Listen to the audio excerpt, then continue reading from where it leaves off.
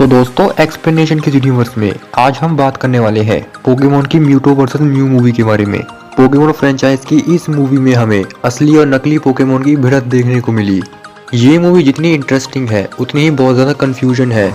अगर आप इस मूवी को अच्छी तरह समझना चाहते हैं तो ये वीडियो देखते रहिए। आज मैं पोकेमोन की म्यूटो वर्सेस म्यू मूवी को शॉर्ट में एक्सप्लेन करूंगा। आइए देखते हैं।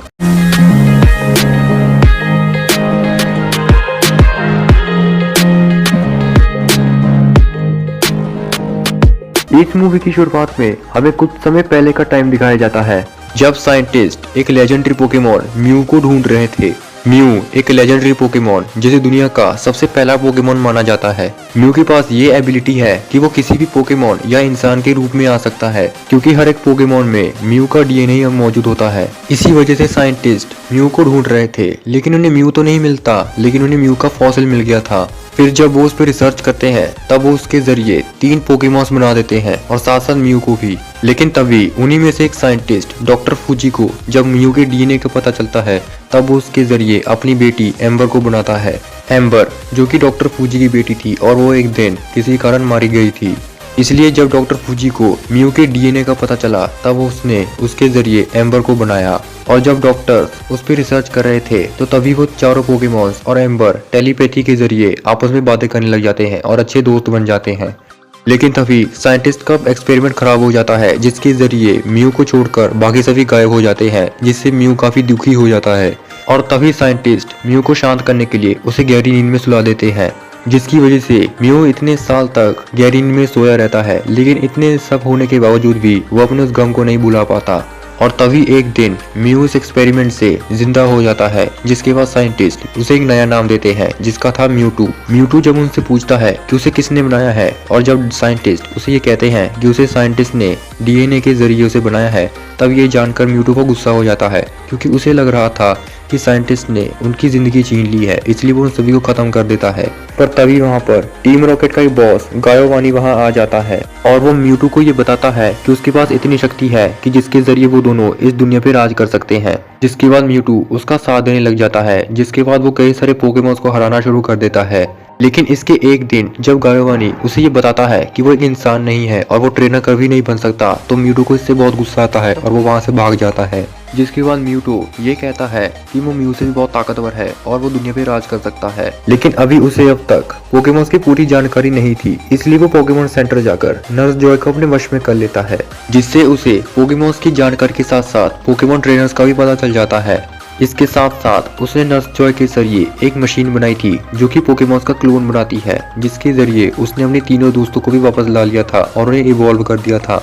इसके अलावा उसने पोकेमॉन ट्रेनर्स को एक इनविटेशन कार्ड भेजना शुरू कर दिया। वो ये देखना चाहता था कि कौन सा ट्रेनर ज्यादा ताकतवर है जिसे वो हरा सकता है।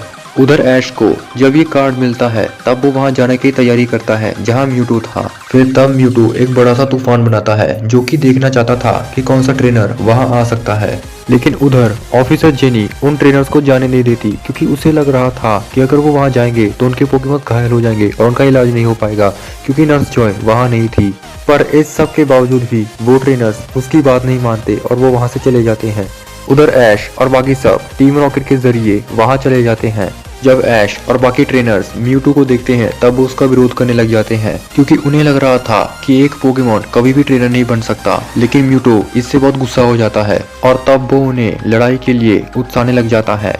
लेकिन उनका कोई भी पोकेमॉन म्यूटू के पोकेमॉन को नहीं हरा पाता, जिसके बाद म्यूटू उन सभी के पोकेमॉन्स को छीन लेता है। उधर म्यूटू ने पिकाचू को भी पकड़ लिया था, जिसकी वजह से ऐश पिकाचू को बचाने की कोशिश करता है, जिसकी वजह से वो मशीन खराब हो जाती है। लेकिन तब तक उन सभी पोकेमॉन्स के क्लोन्स बन चुके थे और तब पोकेमॉन्स और क्लोन्स की आपस में भिड़ंत होने लग जाती है। और तब वहाँ म्यू भी आ जाती है, क्योंकि म्यू को म्यूटू की असलियत पता चल गई थी। और तब म्यू और म्यूटू में आपस में लड़ाई शुरू हो जाती है। इस लड़ाई की वजह से सभी पोकेमॉन्स घायल हो जाते हैं, इसलिए ऐश उन दोनों को रोकने की कोशिश करता है, जिसकी वजह से वो हमला ऐश को लग जाता है और ऐश पत्थर का बनकर मारा जाता है, जिसकी वजह से पिकाचू और बाकी पोकेमॉन्स की आंखों से टीयर्स निकलने लग जाते हैं। लेकिन वो टीयर्स सीधा ऐश को चले जाते हैं, जिससे ऐश वापस ठीक हो जाता है। इससे म्यूटू ये समझ जाता है कि इस दुनिया में कोई भी जीव अलग अलग नहीं है, वो सब एक ही है।